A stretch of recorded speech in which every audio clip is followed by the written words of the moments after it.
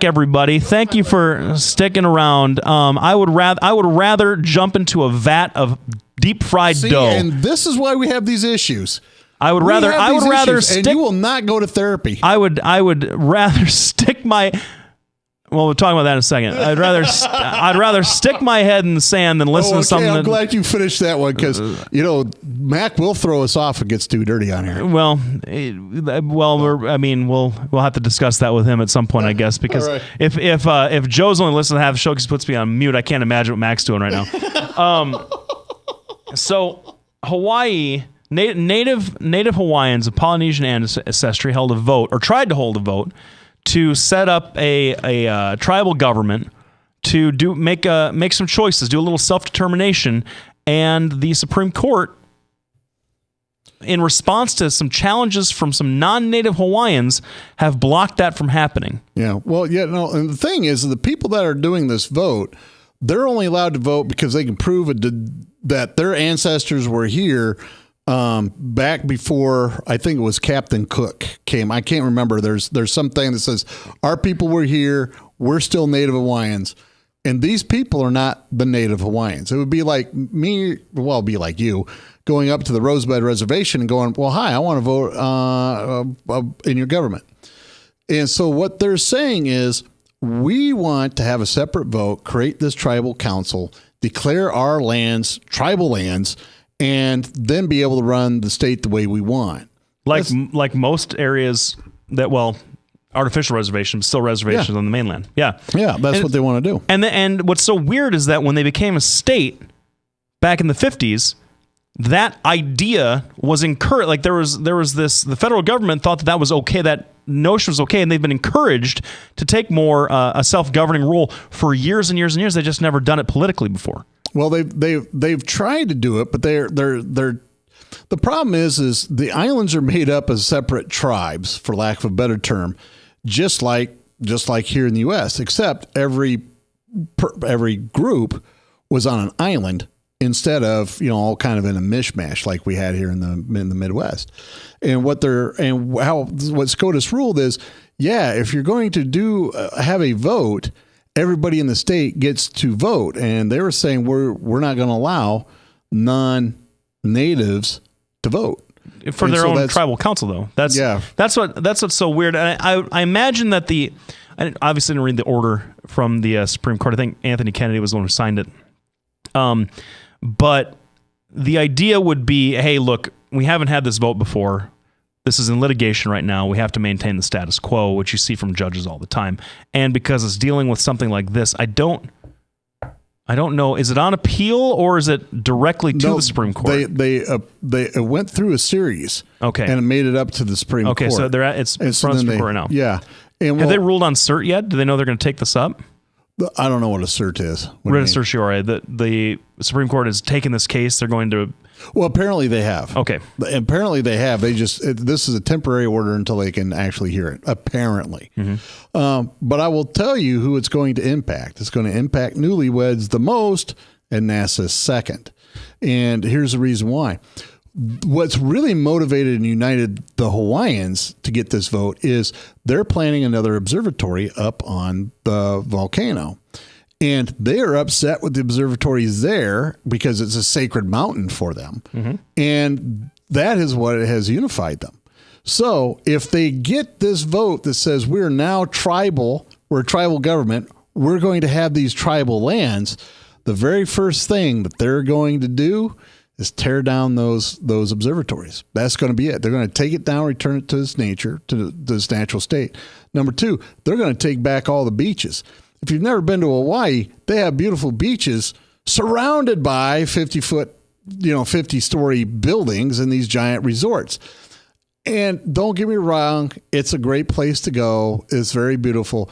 But honest, I mean, if you're sitting there going like, hold on, I don't want another resort built here. And these resorts take all the best land. And then they use all the water, and so the water rates go way up. So there's a lot of problems. So if they could sit there and put these areas back under tribal control, suddenly you have, Hilton having to pay a giant tax to them. You have, the other ones, the Fairmont Orchid is the other place to stay. they're going to have all these problems. And the native Hawaiians really, I mean, don't get me wrong, they're nice, friendly people, but they are so sick and tired of everything getting worse and worse and worse for them as natives, because the population out there is so small relative to the number of people that fly in. Mm-hmm. It sounds like you're pro-tribe on this. Oh my goodness. Yeah, I probably am. Right. Bottom line, I go over there and these people are wonderful. They're nice. And then I'm just going to mention race. I start dealing with the white folk out there, and it is incredible how rude these people are to the native Hawaiians. And it's incredible about how they think, oh, well, I'm going to grab this land and think of how much money I can make, when instead they should be thinking about, holy cow, I'm wiping out sea turtle populations. Holy cow, I just brought over a snake that is running wild. I brought over a frog that's going wild and ruining the thing that makes Hawaii special. And these natives have no way of fighting back. I think that's going to be an interesting, one of those interesting technical challenges that's not going to get a lot of press, and that's a shame. Well, and I think, don't get me wrong, I've been up at the observatory and it is awesome. It is a lot of fun.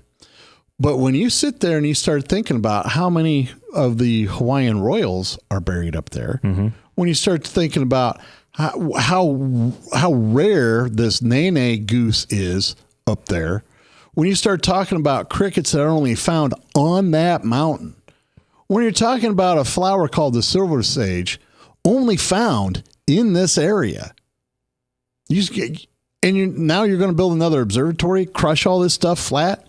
These things are precious. And at some point you have to go, yeah, that's why we shot the Hubble telescope up there so people could take a look without light pollution. It's really pretty sad.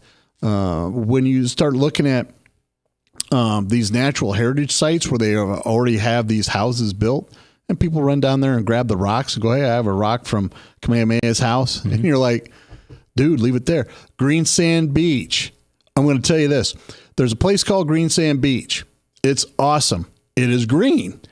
And it's from this thing called olivite. It's wonderful.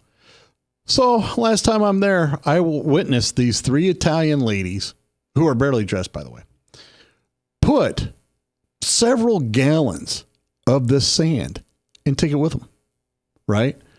And I look around, and yeah, those are the 3 people for the day. I was only there 2 hours. I saw other people doing it too. So if you multiply that by 400 visitors a day to that beach, right? Yep. You only need 1% taken a little bit before you don't have a beach. And that's exactly what happened. 6 years ago was my first time to visiting this beach. It was great. It was all green. It was beautiful. And this last time when I went back, they had removed so much of the beach with people just taking it. I had to walk down an extra 30 feet of steps just to get to the beach. 30 feet, I mean, down, gone. And you're like, and the native Hawaiians are going like, this is what we're talking about. And, that's what the problem is. So I don't blame them. I don't blame them for going, listen, we want to be able to have more control over our island. Well, I think that's a great place to leave it. And I got for the last couple minutes of the show, I got something I want to try to close things out. If you want to follow me on this, knock yourself out. It is what we're interested in, and development, politics, religion, race, whatever it is that we've been following this past week. What we're interested in seeing how it develops for the next week, for the next show.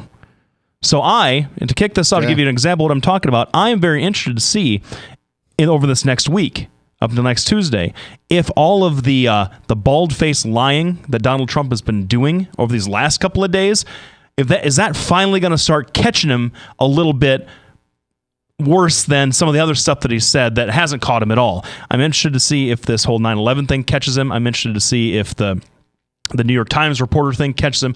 All these different lies that he's been spreading finally start catching up with him, where the media just decides, now we're not dealing with you anymore.